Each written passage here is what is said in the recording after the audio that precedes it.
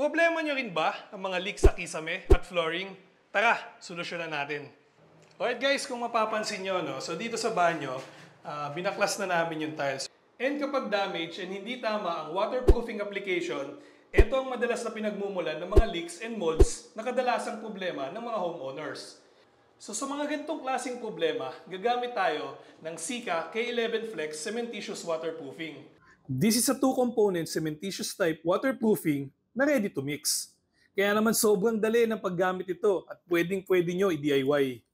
Sa mga hindi nga pala nakakaalam, ang Sika is a leading brand pagdating sa waterproofing and madali na din siya mabili sa mga hardwares and online stores.